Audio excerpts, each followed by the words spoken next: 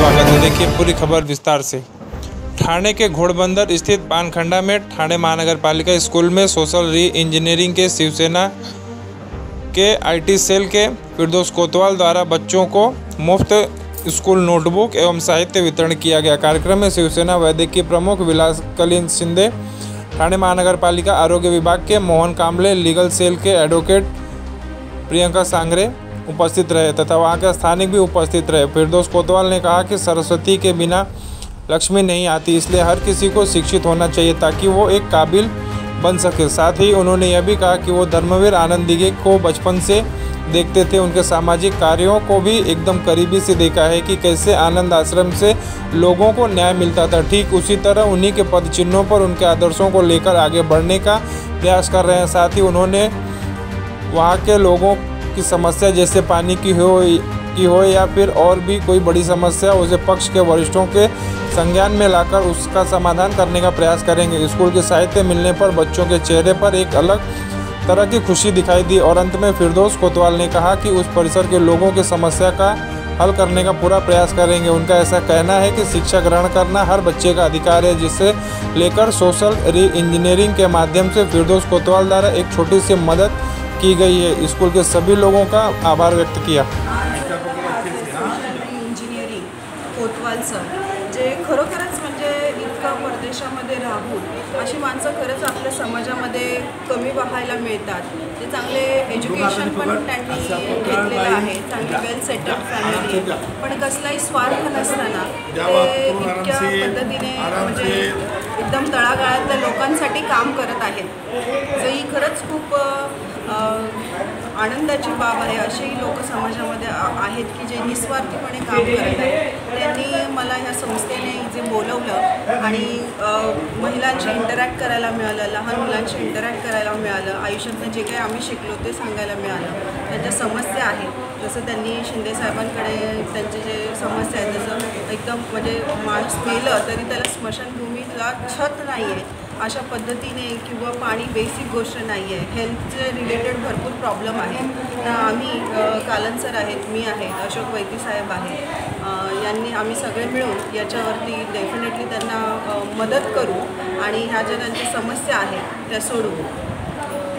त्याबद्दल धन्यवाद। सोशल री इंजिनिअरिंग यांच्या माध्यमातून ठाणे शहरातील घोडबंदर एरियामध्ये अत्यंत जो ओळा माजिवडा खरंच ठाणे शहरामध्ये असूनसुद्धा दुर्गम भाग आहे अशा पद्धतीचा जो विषय आहे आणि त्या ठिकाणी कोतवाल साहेबांनी अशी शाळेची निवड केली आणि अशा विद्यार्थ्यांना आपण वह्या आणि pencil, pen, board rubber, chocolates याचं वाटप करतो आहे। आणि त्याचप्रकारे इथे असलेली जी जवळजवळ 1000 ते 2000 व्यक्तींची एरिया असून तिथे जो आता मॅडमने सांगितलं, सांगारे मॅडमने की जो ज्यांनी जे निवेदन दिलेलं आहे त्या निवेदनाच्या माध्यमातून आम्ही सन्माननीय उपमुख्यमंत्री एकनाथ शिंदे साहेब, त्यानंतर डॉक्टर श्रीकांत शिंदे साहेब, आपले लोकप्रिय खासदार इथले ठाणे लोकसभेचे नरेश मस्के साहेब, वैती साहेब, त्याचप्रकारे हेमंत पवार साहेब यांच्या कानावर हा विषय घालून ते निवेदनची पूर्तता करण्यासाठी आम्ही नक्कीच प्रयत्न करू। आणि याच्यासाठी इथे वारंवार एक जो महत्त्वाचा विषय सांगितला तो म्हणजे आरोग्याचा विषय आहे। तो आरोग्याच्या विषयासाठी सुद्धा आम्ही एक प्रयत्नशील राहून इथे आरोग्य शिबिर आयोजित करून तर जे समस्या आहेत त्याच्यामध्ये विशेषतः महिलांच्या समस्या आहेत किंवा लहान मुलांचं चेकअप आहे। कारण याच्यामध्ये असं आहे ना की एखादा गंभीर आजार उद्भवू शकतो, तर त्यासाठी आपण चेकअप जर केलं, त्याचं जर चेकअप नाही केलं तर आपल्याला त्या गोष्टीची माहिती पडणार नाही। तर एक कोतवाल साहेब आहेत, त्यानंतर उपाध्याय साहेब यांच्या माध्यमातून आपण इथे आरोग्य शिबिर एक आयोजित करून या इथल्या जे स्थानिक लोक जे आहेत किंवा जे त्यांना आरोग्य शिबिर, त्यांचं पूर्ण चेकअप, बॉडी चेकअप करून त्यांना आरोग्याविषयी ज्या ज्या सुखसुविधा आहेत त्या देण्याचा नक्कीच प्रयत्न करू। माझं नाव कोतवाल आहे, मी ह्याच परिसरात राहतो, पानखंडा ओला प्रभाग क्रमांक 1 ह्याच परिसरात राहतो। इथे बोलण्याचा मुद्दा एवढाच आहे की जसं मी म्हटलं की माझ्या आईने मला खूप कष्ट करून मोठं केलं, शाळेत पाठवलं आणि मी अमेरिकेत जाऊन 10-15 वर्ष बघून परत आलो। परंतु अजून इथे काही असे पाडे किंवा काही असे समाजाचे वर्ग आहे जे अजून सर्वात शेवटी आहे, तर त्या वर्गाच्या लोकांना मदत करावी हाच माझा एक प्रयत्न आहे।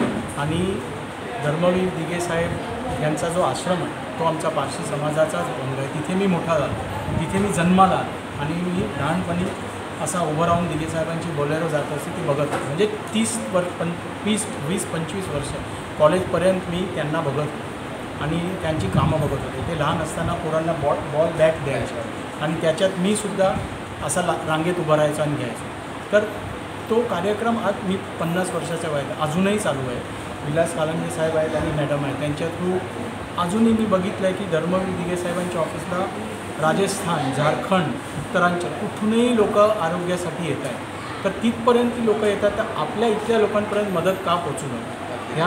ह्या पाड्यामध्ये जे लोक राहतात ते समाजाचा शेवटचा वर्ग. इथे अजूनही पाण्याची समस्या आहे, काही लाईटची समस्या आहे, त्यांच्या बऱ्याचशा घरात टॉयलेट नाही आहे. तर ठाणे महानगरपालिकामध्ये मोहन कांबळे साहेब, त्यांना मी विनंती केलेली आहे की लवकरात लवकर ते फॉर्म भरून त्यांना टॉयलेटची सुविधा घरात झालीच नाही. काही घरात अजून लाईटसुद्धा नाही, त्या प्रॉब्लेम पण सॉल्व्ह करायच्या. तर अशा सगळ्या गोष्टी आहेत. आणि एज्युकेशन, शिक्षण हे खूप गरजेचं आहे. सरस्वतीच्या शिवाय आपल्या घरात लक्ष्मी येणार नाही आणि tolerance in education go hand in hand. त्या पद्धतीने ह्या लोकांपर्यंत सगळी मदत पोचली पाहिजे आणि ह्यांच्या घरातून सुद्धा एखादा IAS IPS ऑफिसर, डॉक्टर निर्माण झाला पाहिजे. आणि शिंदेसाहेबांचं काम मी बघतो आहे, I am observing from past so many. तर ते पीपल्स पर्सन म्हणजे लोकांचा माणूस. रात्री 2 वाजले तरी दिघे साहेब गणपती गोरगरिबांच्या घरात जायचे. मला आठवतं टेंबी नाक्यात राहून माझ्या बऱ्याचशा मित्रांच्या घरात 2:30 वाजता रात्रीसुद्धा त्यांची बोलेरो यायची. मी हे स्वतःहून बघितलं. मी छोटा होतो, मला काही तेवढं कळत नव्हतं, पण टेंबी नाक्याला आपली पारसी अग्यारीच्या बाजूला उभं राहून मी बघायचो. साहेब रात्री 12, 1, 2ला ती गाडी यायची आणि त्यांच्या गाडीत एक स्पेशल सीट होती. त्या सीटवर त्यांचा एक तो आपला नॅपकिन असायचा.